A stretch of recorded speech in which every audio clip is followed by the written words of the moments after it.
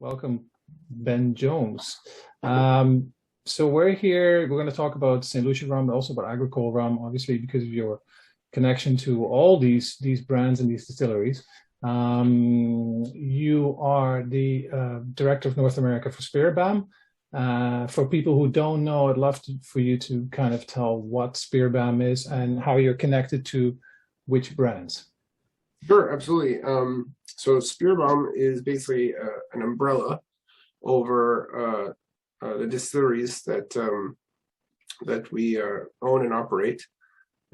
It's the first one was Rum Climo, and that's kind of how I got connected into the whole thing. My mother is from Martinique, and her family started Rum Climo. Omer Clement is my great uncle. He's the founder of Rum Climo. And growing up, when I was, growing up, I visited Martinique a few times because, I'm an only child, single mother. And so my family was split between France and Martinique. And so that's where we were traveling and vacation and what have you. And so I grew up with Rum Climo in my life. It was always like a local brand, but well known in France. And Martinique, but being through the eyes of a young child, I thought that this was the world, and it wasn't until I was a little bit older where I started to really understand better that people didn't have the same privilege that I had, where they don't know really what rum is. I mean, I was literally a freshman, my first year in university, where people are force feeding Captain Morgan and Coke, and I already, can you imagine, I wasn't even in legal drinking age in the United States, but I was already telling my friends and colleagues that you don't have to drink this shit. Right. And I remember bringing a bottle of Cremant VSOP to my second semester, just to my dorm room, and I think I would never have told you that day that I was going to be this was going to be my job, this was going to be my career. But I would say that was my first day on the job as an ambassador, because my roommate and the other gentlemen that were on my floor who came in, they immediately you could tell that they knew that this was something different. And we didn't actually just crush that bottle in one night. In fact, it stayed up on our bookshelf, and it was always, it kind of sat there. And then we did crush it the last day before our exams, because we were like, oh, wow, we can't believe we still have like 3/4 of this bottle left. But I'm just saying that it sat there, and it wasn't, it commanded some sort of respect, because it was like, okay, this is something different and hard to get and what have you. And when I entered in the rum industry, when I really started in my, let's say the career, the path, my first days, I moved to New York in 2004. I was actually, I stumbled in the beverage industry. I started on the production side brewing beer for a local craft brewery, a Belgian style brewery, and then ended up in Italy, creating wine blends with different producers and whatnot, and established sort of a route to market for those wines. But in that process, from a family dinner, one of my uncles said to me, well, so since you know how to do this, and you know how to bring product into the United States, why don't you import Rum Climo? And I didn't even know that was an option. So that's how it kind of got started. And when we did that, it was like the first. I mean, I would say on two hands you could count how many rum brands were in the United States.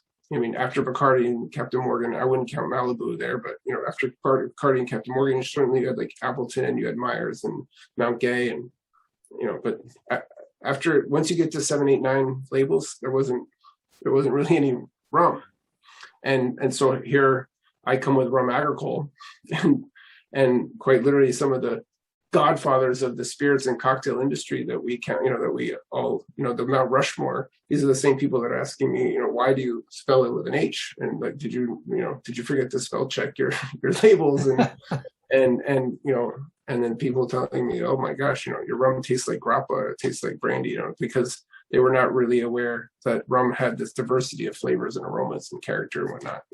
It's always been about pirates and palm trees and drinking it out of a trash can with a bunch of fruit juices and so I look back, and I still consider myself pretty young, but I look back a long time, and I think that we've come a long way of developing this wonderful story for rum. But again, we have a longer way to go.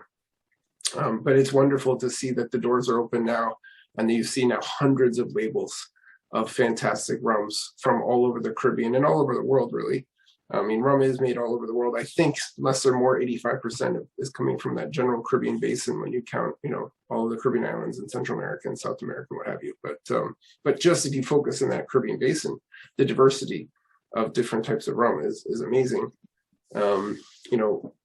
It's, on layman's terms, you can sort of, generally classify with, several exceptions, but you can generally classify between the influences that the Spanish have put into their styles of rum, and the French, of course, and the English Caribbean. There's several exceptions. It's just a generalization that helps help people guide their way into it. But just having in that conversation, it really starts to see where people are starting to really appreciate what kind of rum, that they're interested in, what kind of cocktails, how they're enjoying those experiences. And there's historical references, and like I said, a lot of influences that kind of framed and created those different styles of rum that we all typically enjoy. I do make a lot of analogies between rum and whiskey in that way. It's just that I think whiskey had a tremendous head start, where people can clearly define and understand and use good vocabulary and adjectives and descriptors between what is bourbon and what is Scotch and what's Canadian whiskey and what's Irish whiskey, and you can see that when you go through the stores, that everything's well categorized and easy to shop and easy to understand. Whereas in the same store, it looks like somebody threw a bunch of spaghetti on the wall, and you've got, bottles of, Myers next to bottles of Clamont VSOP next to bottles of Bumbu this or something like that. It's kind of a mess. And so it makes it, that's one sort of pet peeve as far as, confusing the shopper. But I guess getting back to answering your question, yes. So I started with Rum Clamont. Shortly thereafter, I introduced Rum Jam, which is a separate distillery that we own in Martinique. So we have Clamont and Jam from Martinique. And then I've always been a huge fan of Chairman's Reserve. It seemed to be that around the same time, or a little shortly thereafter, we launched Rum Clamont in the United States. It seemed that Chairman's Reserve was in a lot of these rum festivals. And I don't know if it was because Clamont and Chairman's both were sea, or Martinique and St. Lucia are islands that were, close to each other, but it always seemed to be that Chairman's Reserve was always next to me in all these different rum festivals. And I really started to really love and appreciate Chairman's. And at the time, it was just the Chairman's original, which you guys know up there in Ontario. Yeah, we got that one. And then they have the spice drum and whatnot. But now you've seen that Chairman's has really evolved, and so Chairman's, which comes from St Lucia Distillers, which is the only distillery on the island. This has been sort of their flagship export brand. Unfortunately, the founder of St Lucia Distiller, well, the family, he's the second generation, but he fell ill and died somewhat suddenly after a few months, unfortunately, and the distillery was kind of left as sort of like a captainless ship, and was run out of Trinidad by the Angostura Company, and it was kind of they were doing wonderful, beautiful things, but with no direction, no management. And so we came in about 2016, and so now we bolted St. Lucia Distillers onto our little portfolio, and it's been I've been a kid in a candy store, because I grew up in that rum agricole universe, and then coming into St. Lucia and really starting to,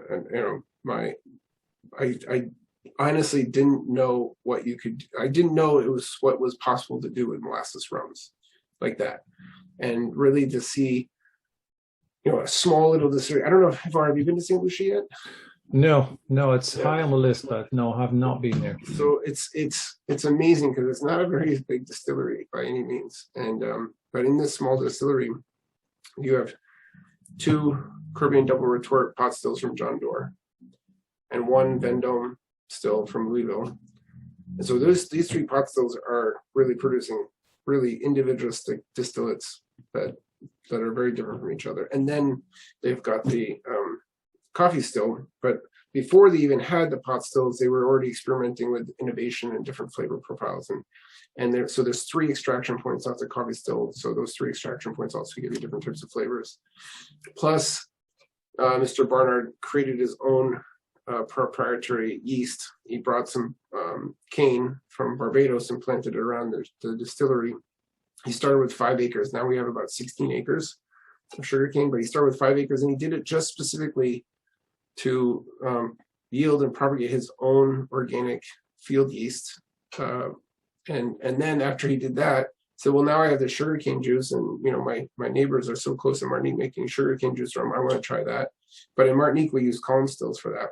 The traditional Creole column still.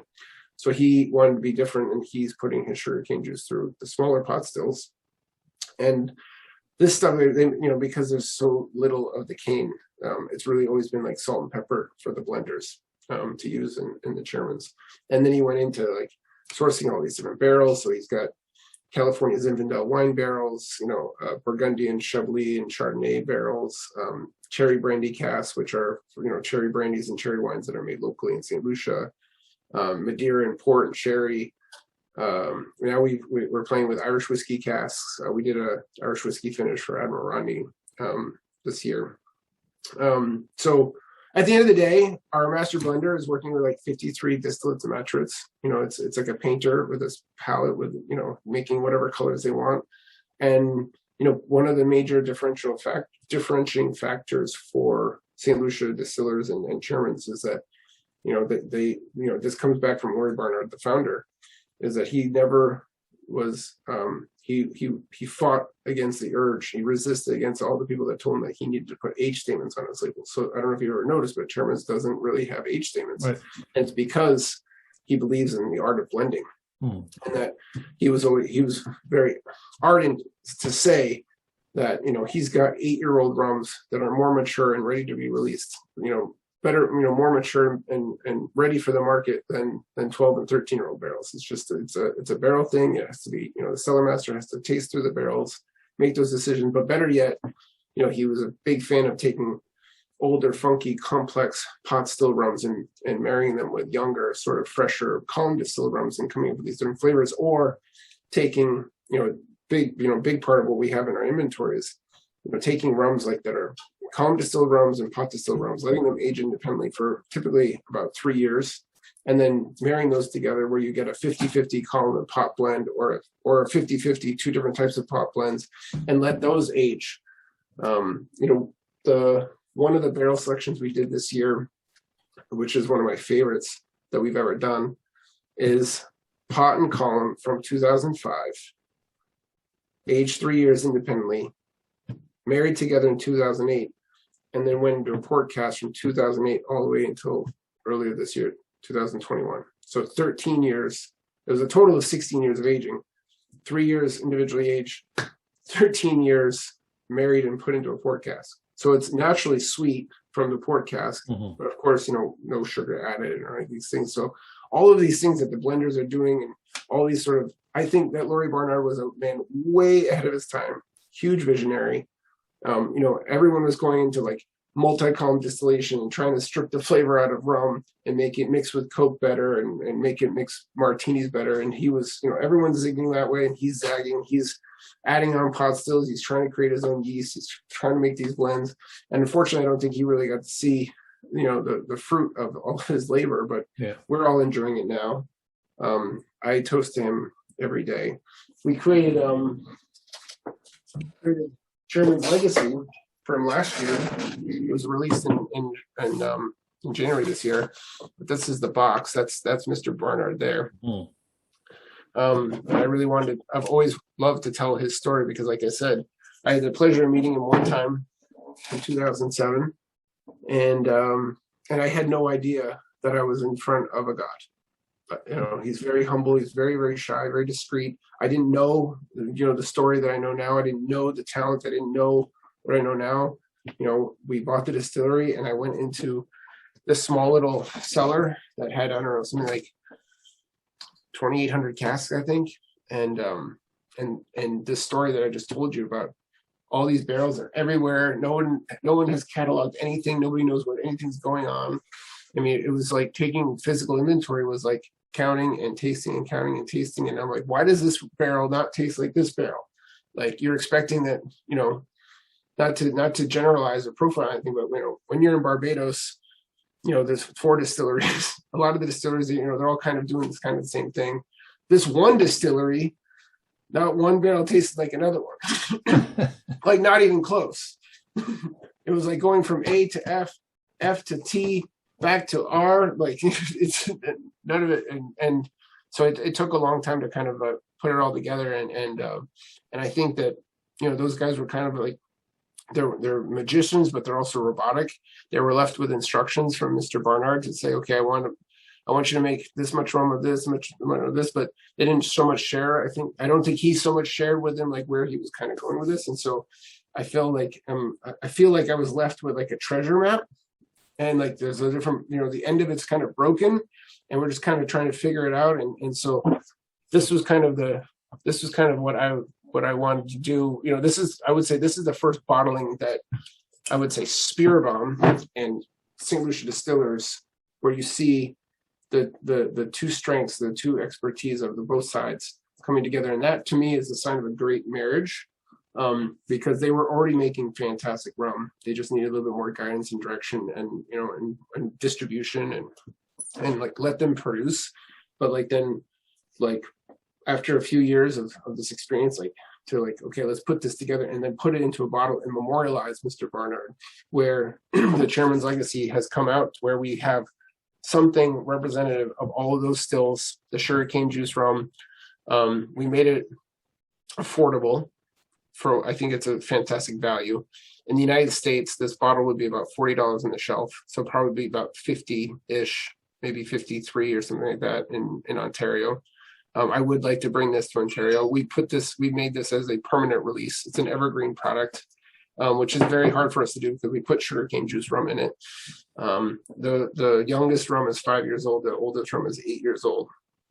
But you've got the column still, all the pot stills, sugarcane juice rum, kind of a little bit bits and pieces of all the distillery that's in there. And it's, you know, it's really as an inspiration to Mr. Barnard, and it's really to memorialize him.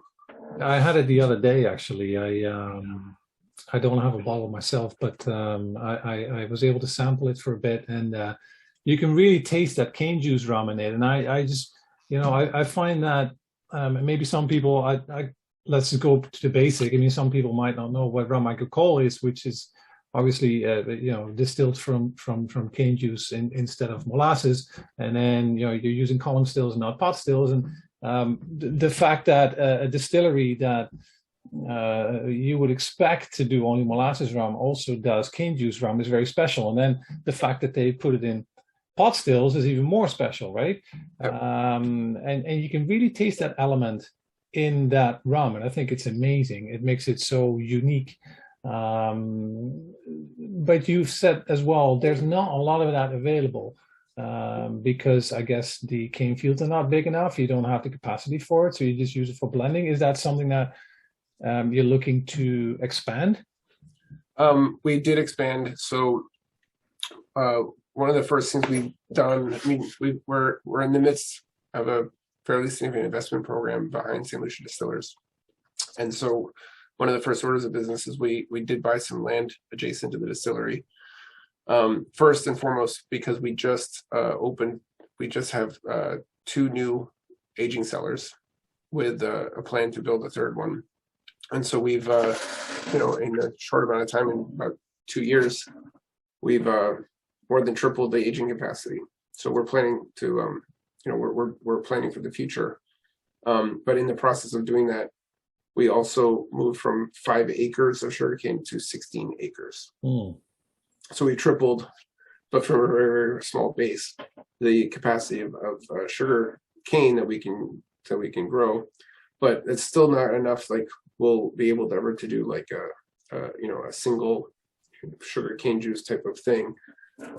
It is really, like I said earlier, like the salt and pepper in some of these blends. The only commercial releases today that have sugarcane juice rum in it are the 1931, which is a very rare, exceptional release. That was the only time that St Lucia Distillers you'd ever see sugarcane juice rum in. And then now the legacy, which is going to be the biggest challenge, because we want this to be an evergreen product. The plan is to be an evergreen product, but we have to make sure that we still have, enough of the components to make that happen. The only thing that we've done with the sugarcane juice rum is this past year in our little barrel program, we released one batch of John Doerr 1 distilled sugarcane juice rum. I think it was 9 years old, but that was very, very unique. It was 27 cases, 27 six-packs, and it was fermented only on wild yeast. And then we did a Vendome sugarcane juice barrel that was a little bit more. I think it was like 42 or 43 six-packs. And I would just say that those customers are very, very lucky, because I kind of regret that we did it. we should have we should have kept that rum for ourselves. But those guys are fortunate, and I just hope they really understand what they got out of it. Yeah. Well, I mean, that's of course aimed at the rum enthusiast, and not so much people who would pick up a standard bottle of Chairman's Reserve. We talked about this previously, where you said we're not selling any bulk rum anymore. For a lot of distillers, it still is a large part of their income is to sell bulk rum. We've seen some great rums from St Lucia, and still, because I guess Sheer in Amsterdam still has a lot of stock coming out, different brands, Plantation, of course Hamilton in the United States, very well known. You guys decided, I guess you wanted to have a bit more control over what would happen with the rum. I was kind of worried, are we going to see a lot less releases? But then you've kind of filled the void with Chairman's Reserve, like the private releases.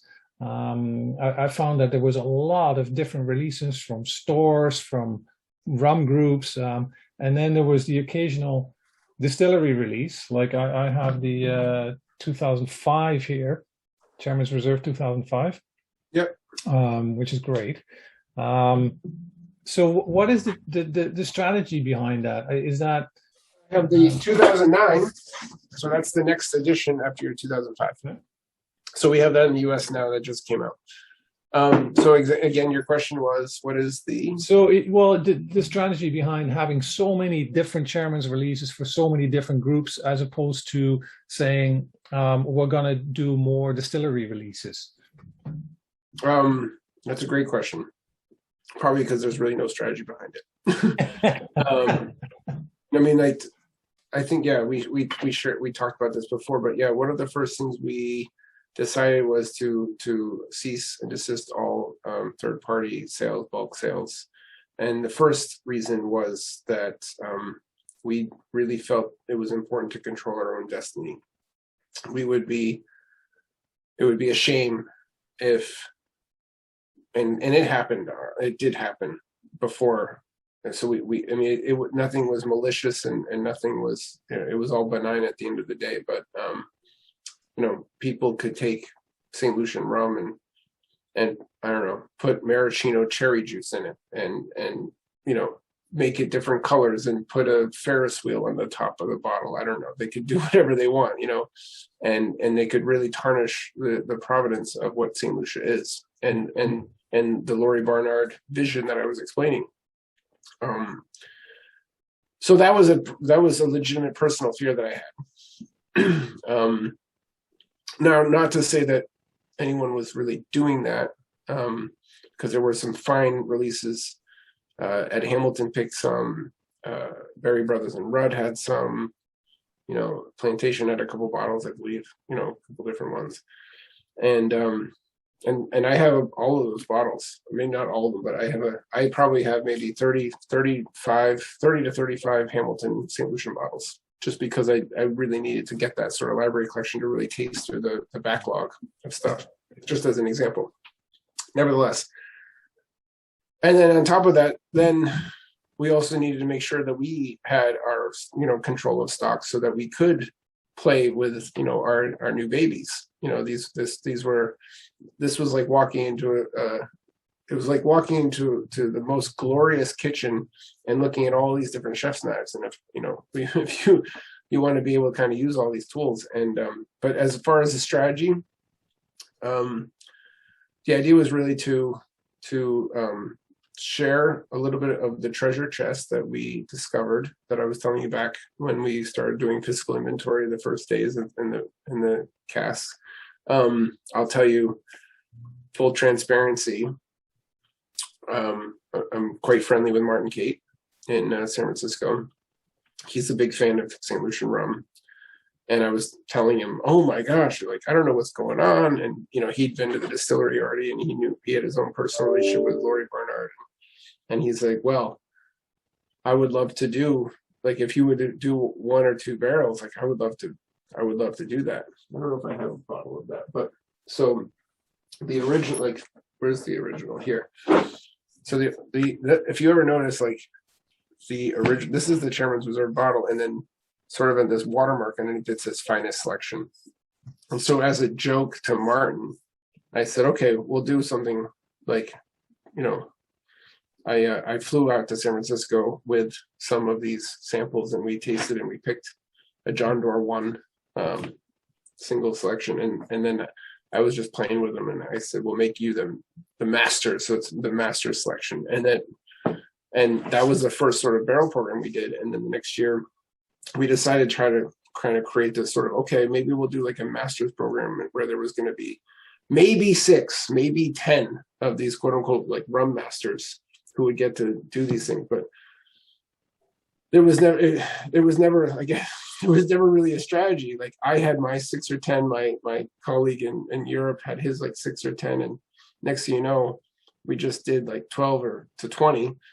And now there's, like you just said, a bunch of, these private releases floating around. And then, the word caught on. And the next year we might have done like 30 or something like that. And it was all about really building key relationships with good key people who really understood the rum category, who not just understood the rum category, but had the vehicles to share that and tell that story and share those bottles with other, their customers to help sort of talk, and really, elevate St. Lucian rum and Chairman's and say, look, there's more behind the label than just this. And the idea of it behind the master selection private release program was to really, like I said to you before, like Chairman's Reserve is non-age statement. It's a blend of all these wonderful, magnificent components. And the idea was to deconstruct the blend and offer these different components so that, people can really sort of, experience, the distinctive flavors and characters that are, that go into the blend. But now, like we've kind of reined it back in a little bit because it kind of we were kind of a little bit of a victim of its own success, where we really were tapping into too much of the inventory that goes into our sort of our everyday releases, or we never would, sacrifice so much that. But to your point, it did handcuff us a little bit, so that we have to like make sure that we still are able to do these kind of what you said. That's a perfect word for it, these distillery releases. So the 2005 was only released in Europe. I was actually not a fan, not of the product. The product is delicious, but I thought that putting like a vintage on it and trying to do like what we did with the 2005, that was my colleague in Europe who basically said that, I think it was his idea that he worked out with the master blender. And I was actually at the same time working on Legacy. So I was working, this was my baby, and met him in Europe. This was his baby, the 2005. And then, man, when the 2005 came out and tasted, I was like, oh man, this is delicious. can I get some of that? And he had already, they only made, I think, 3,000 bottles of that 2005. So you have one of them. So by the time I tasted it and I saw I was like, oh my gosh, I kind of had that FOMO effect. And then so when 2009 came out, and I think the 2009 is actually honestly better. It definitely galvanizes what we're trying to do. And I love what I love about the 2000. It's the same thing with the 2005, except we had more liquid to play with in the 2009. So the batches are a little bit bigger, and it just has a lot more oomph to it. What I mean to say is, like, we also have this younger new master blender. He came on board two years ago, and this was the first product that he's got his name on it as a master blender. And he's super passionate about it, mainly because it supports it is everything of the DNA of the ethos of Chairman Reserve about being this art of the blend, but at the same time, without declaring an age statement, we've got a vintage 2009 on it. So it's like, whoa, that's a little bit of juxtaposition. But what I love about it, like where he brings it all in together, is that there's 5 distillates in the 2009. All of those were distilled in 2009. All of those aged independently in their own casks for 11 years, and then he blended those 5 distillates from those different barrels together in October of last year, and then it rested, and then we released it in I think he bottled it in March, and we got it in August or September here, and we just released it. I think we did something like 6,000 or 7,000 bottles, something like that. I got 2,500 bottles in the United States, and yeah, I mean, it's at 46% ABV, and I got to get you one of these. This will go well with your 2005. Yeah. So when we obviously we're not going to get it in Canada, and that's kind of the another point that I would love to discuss with you, is that looking at what we have now, we off and on, because that's another issue, off and on we have chairmans and we have forgotten casks. We here and there you'll see the 1931. And I think Bounty is, kind of getting into the market here and there, but it seems to be not consistent, and we're not getting any of those more special releases. You have experience with selling rum all over North America. How is it more difficult? How more difficult is it to sell rum in Canada versus the United States? Well, you're dealing with a monopoly and a government, and unfortunately, you're dealing with. I don't want to take away anything from the fine men and women that are employed by these agencies, but they don't have their heart and passion into the business, maybe not in the business, but for sure not into the product.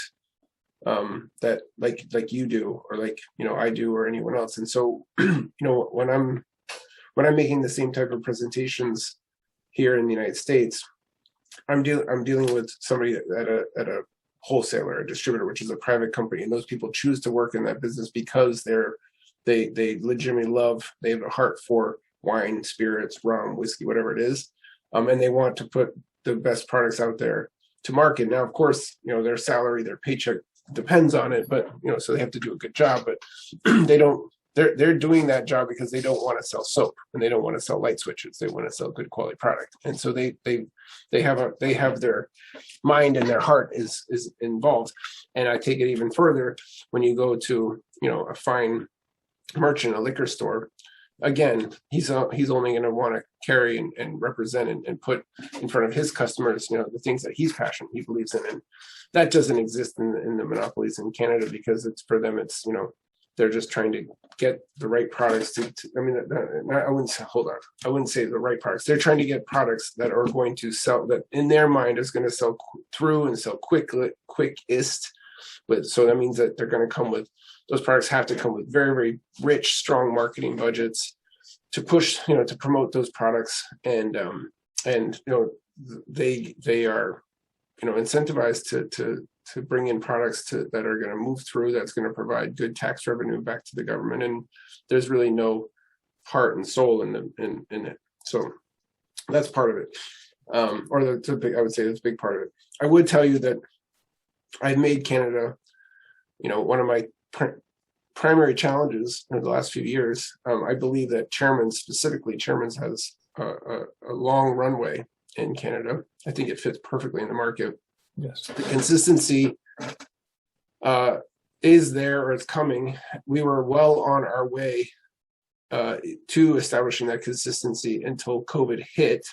And then again, kind of the tendencies of the pandemic were that you had severe pantry loading from the Canadian people coming into their stores, and they were just buying massive quantities, massive volumes of whatever they could get their hands on. And so how that kind of bit us negatively was that the Canadian, again, the stores and the agencies were using their dollars, their budget, and their sheer warehouse space and floor space to buy pallets and containers worth of the main mass brands, so that they could service the massive amounts of volumes that were going out to the customers. So not just Germans, but any sort of smaller brand, Foursquare or whatever, definitely got shoved out because simply just storage and warehouse space and floor space and checkbook size,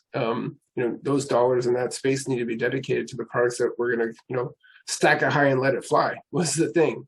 So we were on that way, and we were watching, and we saw the stocks of Forgotten Casks and Shermans also fly out the door, but trying to get those guys were all moving at the same time, moving from working out of the office to working from home and adjusting to a new work lifestyle, and trying to get them to return calls and emails to say, hey, you need to reorder, you're out of stock. That was the difficult part. But I would tell you that we've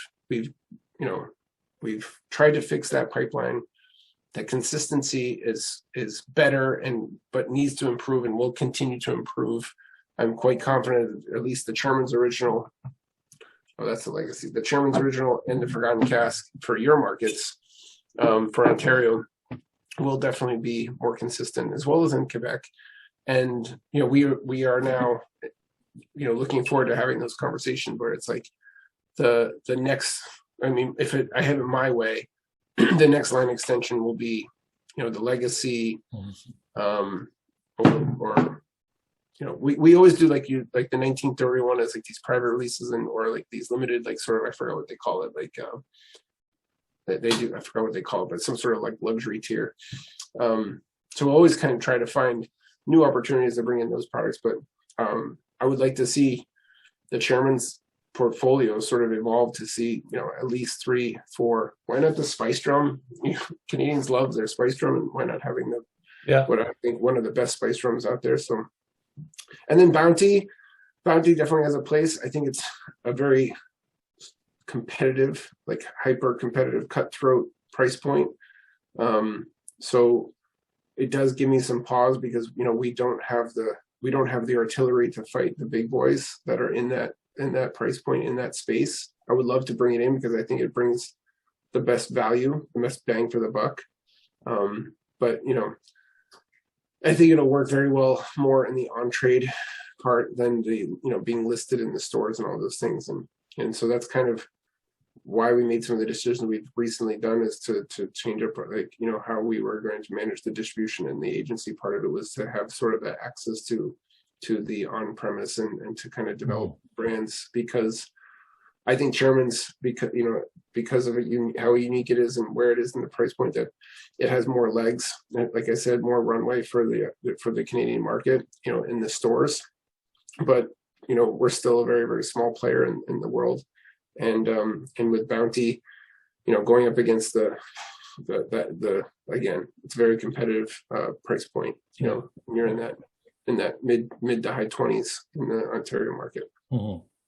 Is that the same for every province? Because Alberta, for example, seems to be easier, and I see some producers or independent bottlers are starting to move stuff through Alberta, and then it ends up in Ontario in hands like mine.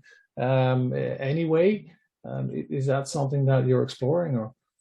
Alberta is a Wild West, quite literally. No, we've been selling in Alberta all the way through. But when I sell to Alberta, in my mind, and I have a very good conscience, that product is sold and consumed in Alberta, and maybe maybe in Saskatchewan. If you and your colleagues in Ontario found a bottle of rum in Alberta and you got it, more power to you. It doesn't, like, I sold it to Alberta, so it's, I don't follow it that well. I don't see it as a distribution pipeline to Quebec or to Ontario. But I understand it does happen, and it happens far more often than the government agencies want to know. I'm happy that people can get, if that's the route that they need to take, fine. My job is to make the product available, down the street from where you all are, so it's convenient, so you can go into the store on your way home from getting your baguette and your ham and your cheese and your pizza and whatever, and not to have to like track down some bottle that's 2,000 kilometers away. Yeah. Now for high volume sales, that definitely doesn't work. But for those special releases that you might think they might not sell, or the LCBO is not going to take them, or SEQ is not going to take them, that might be a route that it will end up. Oh, and we'll put it there. Anyway. And in my mind, and I will sleep better at night. My mind is that all of those will be depleted in Alberta, and so be it. If they end up in if they end up in the Canadian Maritimes, if they end up in Vancouver, you guys are savvy and resourceful, and I know that you guys have. When there's a will, you're going to get that bottle. You have to be in Canada. If you're not resourceful, you don't get any rum. Especially if you're in one of the monopolies. But how about, a lot of people ask, so why is there no rum agricole in Canada, right? We've discussed this many times, but ethyl carbamate is one of the issues, maybe the issue. It is the issue. So what's that all about? And I actually just understood that Ontario has reduced the limit of BC now. I just, in fact, it's a good reminder, I have to follow up.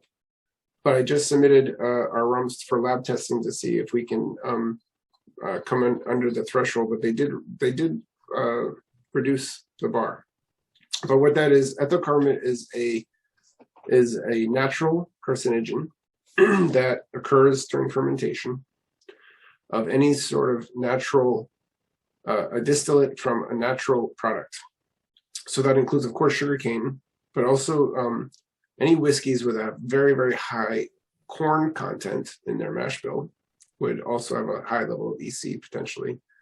Cachaças come from sugarcane, of course.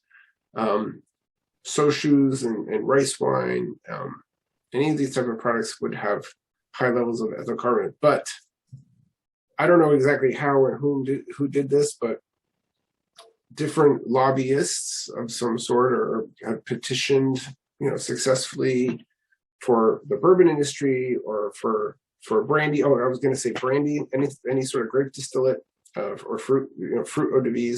I would also have over the years been able to set the limitations and the thresholds for what the level of ethyl carbamate that the Canadian government would allow. And, nobody did that on behalf of the French rum agricole. As well as, there are ways you can manipulate your production processes of sort of filtering out that ethyl carbamate, whether you're doing, because it's totally organic, so it doesn't appear in every single batch. So if you're big enough and you're organized well enough, you can separate your batches to say, okay, this is for Canada, this is for the rest of the world or something like that. Or you can, if you use a pot still with a certain type of gooseneck, in that will naturally also remove some of these, unwanted carcinogens, as well as you can add a powder. I think that's like a neutralizer into the fermentation vats. But everything I just said is not allowed by the AOC in Martinique. Oh. Adding a new filter, adding a powder, distilling through a pot still with all of the things that I just said are totally prohibited by the AOC. Now we could produce the rum and we could sell it as an IGT product without any sort of geographical indication to it. And I think it would probably work. I think people would say, oh, it's we can't even put Martinique. We would have to say distilled in the French West Indies. We can't even use the word Martinique unless we say it's in our address. That's one of the rules of the AOC. And I'm sure that just on the strength of the brand, it would work, and we could do the thing. But the idea is to kind of save our own soul and keep our origin on there. And so I'd rather fight honestly with the LCBO to say, look, like you reduced it for cachaça, you reduced it for cognac or brandy, you reduced it for Jim Beam and their their bourbon, or you allow them to add this powder, or you allow them to do this and do that. And I believe that give the people what they want. I mean, it's not the same product. Like give the people what they want. This is French Martinique rhum agricole. This is the way it's done. This is the way the French people in Martinique enjoyed, or all around the world. No other. We sell our products in 78 countries, and could be 79, but 78 countries are okay with it, and no one's keeling over from it. I think we're in my research about 5 or 6 years ago, I was talking to one of the scientists in the lab that we use about this, and they said to me that there would be the amount of carbamate ethyl in one charred black burnt piece of toast would have, so it's in bread products, right? And so there's as much ethyl carbamate ethyl in French, but ethyl carbamate in one slice of severely burnt toast as there is in 9 liters of white rum agricole at 55 degrees at 110 proof. So either Ivar, don't eat a one heavily burnt piece of toast, or don't drink 9 liters of 110 proof rum in one sitting. And if you don't do those 2 things, you'll live a long life. I don't want to do either of them. So yeah. But I guess this is a government rule that they came up with at some point, because it was in the late 80s. I think it was like 1987. But like I said, I just got word that they reduced it, and I just sent an email about a month ago to send some bottles to the lab to get some updated testing, and I haven't got those results yet. So this conversation has reminded me that I need to email somebody to say, what are those? Where are those results? Yeah, no, that would be amazing, because it's something that's dearly missing, right? And we can't get it anywhere, and it makes absolutely no sense. And I think people overall feel that the government's deciding here what we can drink, what we cannot drink, for very dubious reasons, and that kind of needs to stop. But I think a lot of people here don't believe that's ever going to stop. So people like you are super important to actually get that going and get the powers to be to see that it doesn't have to be this way. Yeah, and I mean, and you'll probably see some bottles of Martinique rum, but maybe those I can't really, because I don't know how or what. I don't want to make any assumptions, but I told you how we would have to do it, and it means that we'd have to cut corners that I'm not comfortable with. So yeah. It's, and especially in Quebec, sometimes you see bottles coming in. How, I don't know, but I don't care. It comes in, and that's good. Yeah. Last question, because I know you've had a rough day, and I don't want to take too much of your time. No, this is the best part. This is the best part of my day. When we're looking at St Lucia rum, what's going to happen in the future? Is there going to be? I mean, you already said the aging capacity is growing. Are you thinking? Is there going to be new stills? Is there going to be a complete line that is different from Chairman's? How is this going to grow? No, we have 3 main commercial brands: Bounty, Chairman's Reserve, and Amarante. And the plan for development is to support these brands. Quite honestly, we're not producing enough rum to support all of them. as it is. And some of the hardest conversations we've had was like, you know, do we delete one of these brands, or do we, you know, and we did a little bit of that when we first got involved. We did what I would call SKU rationalization. I mean, when we got involved, there was a lot of brands coming out of there, and part of that also led to what we were talking about before, is, you know, canceling some supply contracts and you know, stopping the third party sales. But bounty is so important to, you know, the richness of the St. Lucian culture. It's quite literally the spirit of St. Lucia. Chairman's has been sort of the living memorial of Laurie, Barnard, and Admiral Rodney is the first real premium brand that St. Lucia Distillers ever released. So they all have a reason for being, a raison d'etre. And so it would be, in my opinion, irresponsible to delete or to do anything. But what we needed to do, our responsibility was to make sure that we safeguard and protect the future supply, to make sure that all of the rums that are in the portfolio can have a lifeline to succeed and continue to flourish, as well as innovate behind it, so we can make the Chairman's legacies and the 2009s, and then be able to kind of play and offer, you know, a few dozen, you know, a couple dozen sort of these sort of private barrel programs that we were talking about before. So there's no plan for any new brand by any means. I think one distillery with 3 brands is plenty. I would rather just continue to support and innovate within the sort of framework that each one of those brands sort of fits into.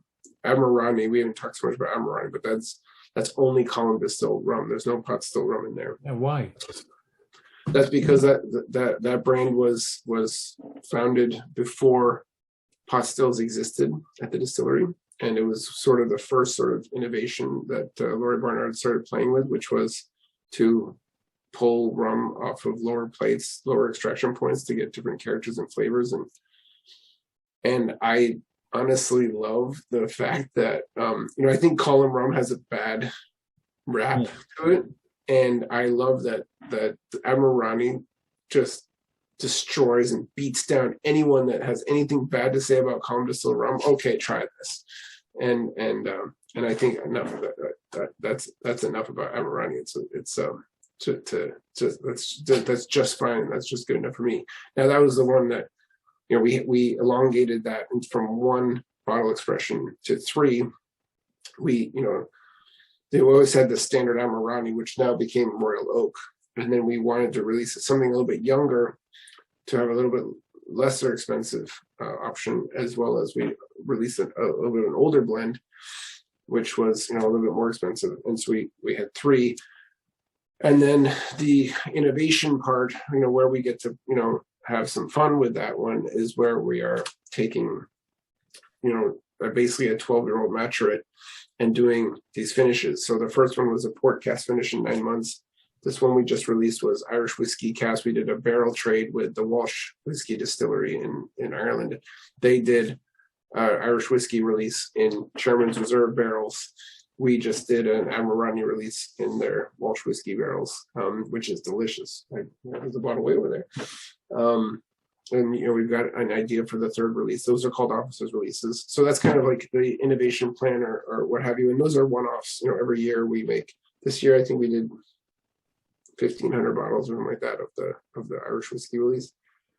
And then we talked a lot about Chairman's tonight, but you know, like I said, I think we have these evergreen products, like what I call evergreen, like the legacies of the world. But, you know, doing these distillery releases are fun, and doing other stuff with the barrels, and then Bounty is Bounty. I mean, we did a lot with Bounty. You know, it was just that singular premium gold release where we came back out with, you know, we filtered just the gold color to make the white, and then we made a dark rum, where that was something where we did break a little bit of the DNA of Bounty, which was also only a column distilled rum. But I was very insistent and fervent to add some pot distillate to the Bounty Dark, and that was really for tropical cocktails. You know, kind of trying to bring a little bit of like a Smith and Cross type of element into the Bounty range, into that type more body to it. Yeah. Yeah.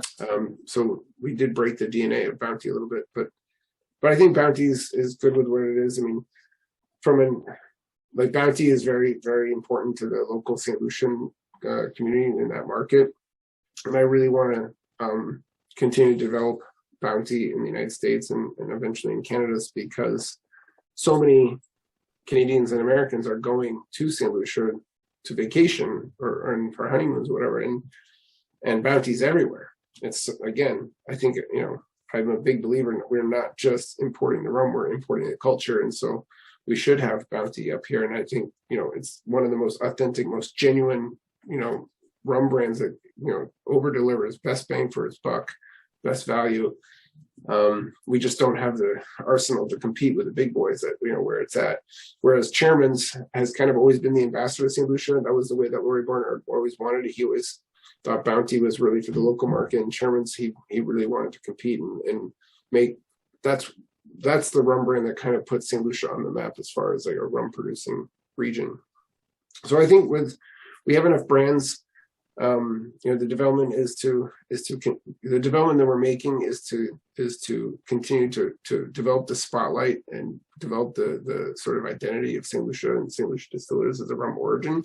A lot of the investment program is going into like a tourist experience, so we can welcome more people. I mean, it's the only distillery on the island, and so by accident, I think we're getting like 40 to 50,000 visitors per year, and it's not a really well organized, experience. So, we'll be in 2 or 3 years really have something, super informative, very, very, it's not going to be Disney World by any means. It's going to be well done, well manicured, very, very educational, but still informative to the junior of junior, people to the highest level expert enthusiast of rum.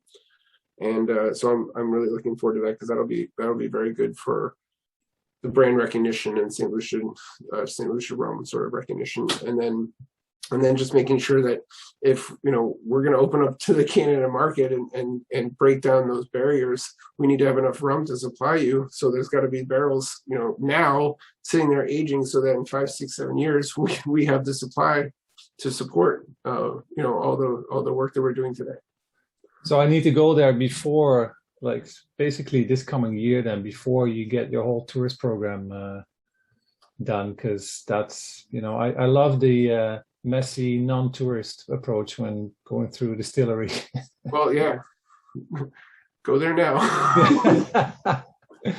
the one brand we didn't mention, but I mean, it is a brand. It's 1931. I mean, that used to be a different release every year, and rum enthusiasts were always amazed by it, because it was always like, what's it going to be this year? And then the whole makeup of the blend would be released, 11%, 9-year John Doe 1, unbelievable. I mean, nobody did that. Nobody.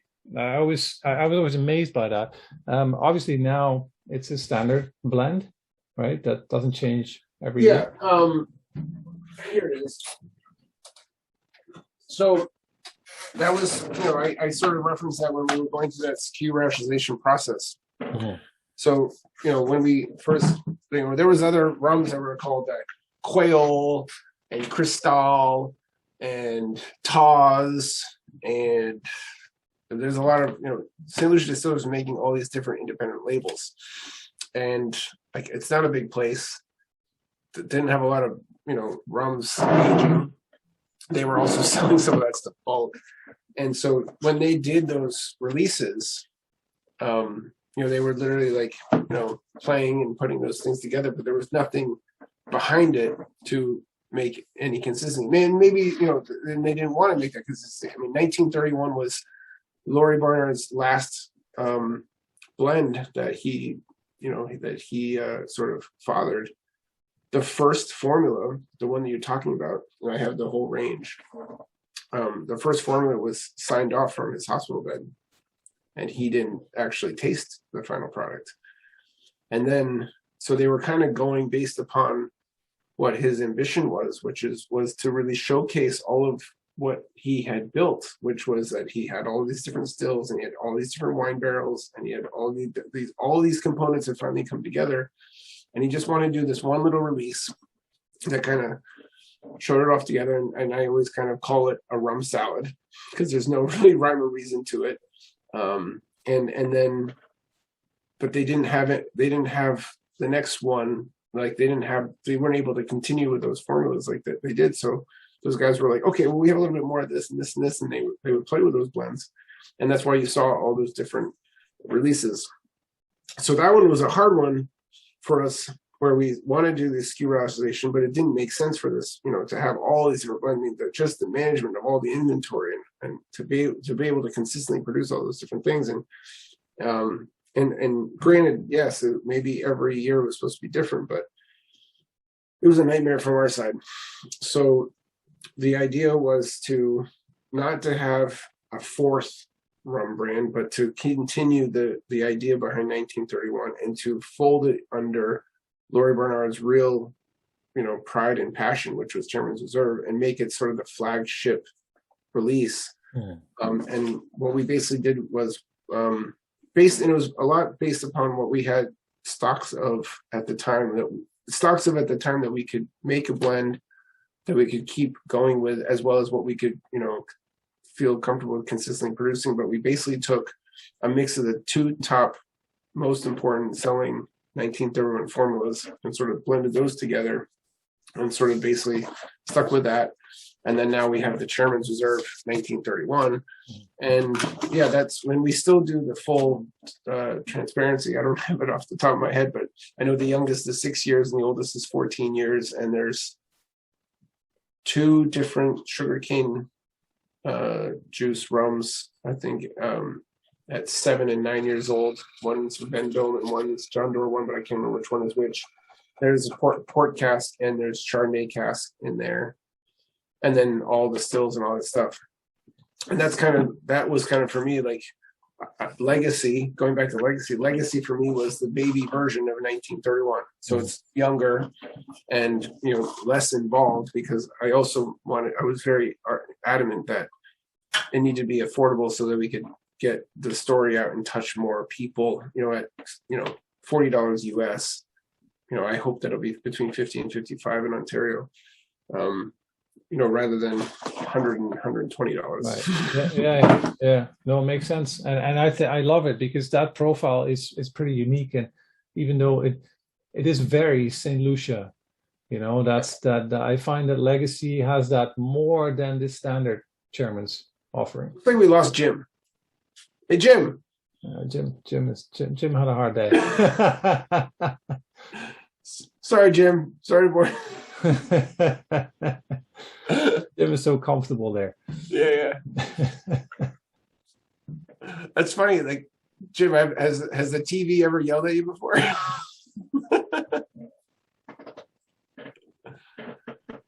Can't say it has, no. No, Jim, what's in your glass? The Masters series. Oh, nice. Yes. Before that was a Baytown release. Is that the cane juice? 50% John Doerr and 50% Vendome. Yeah, so that's one of those 50-50 pop blends. Yeah, Baytown scored some nice bottles this year. They've got a Vendome sugarcane, single sugarcane release. That was one that we split up. So I brought it in as a Spiribam barrel selection because I didn't think any one person should control all of that. And then I just said to everyone, whoever is serious, you have to buy minimum 60 bottles. And we were able to kind of share it around the U.S. market. I mean, it all sold out in the one day, but. Well, that one is so close and it's still so far away. It's just across the border from us, right? I know, Baytown. I mean, you should be like. I would imagine you're there like once a week. Yeah, I can see myself going over the border with all that. Yeah, that'll be an expensive endeavor. Yeah, no, I think that's great. I don't have any more questions for you. I do, but I don't want to, keep on you look like you're pretty tired, and you know you did earn some rest, I think. Maxime, do you have any questions for Ben? So and I enjoy the legacy. So Oh, look at that! Get a barrel legacy. great one, I love it. I don't taste the other one. I have it, so I never taste at this time. Which one? The 2005? The other Ben have in yes, 1931? 1931. I never taste before. Oh, Yeah, this yeah. is her. We have the second edition of the 1931. Pretty good one. Yeah. The violet one. Ah, yeah. Yep, it's a violet one. We have it, Ivor? No, I have the black one, the black label. This is the That's four. 4, I think. Yep, that's number 4. Yep. And then I have the green one and the white one. I don't know. I think that's green is 3rd. I think it's the one they added sugar to. Like it was like a little bit. No, I think the black one has sugar in it. Has sugar as well. No, the green There's one. only one. There was only one they added sugar to.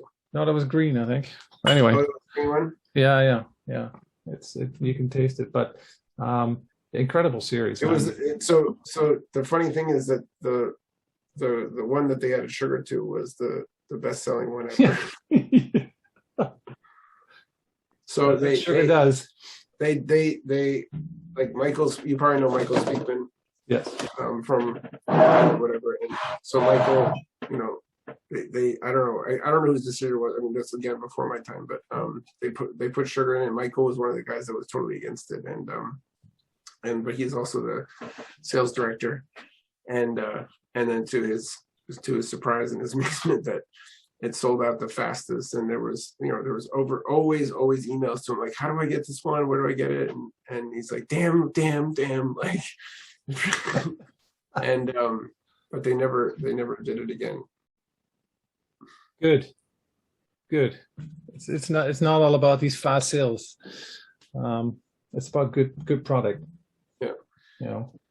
Okay, Ben. Thank you very much. Thank you. Appreciate. Thank you for having me on, and thank you for being flexible with my schedule. And anyway, it's always a pleasure, and I want to make sure that we keep the highway open for good rums coming into Ontario and the rest of Canada. I'm looking forward to more Chairman's Reserve rum because it's fantastic. Thank you, Ben. Thank you, everyone. Cheers. Thank you.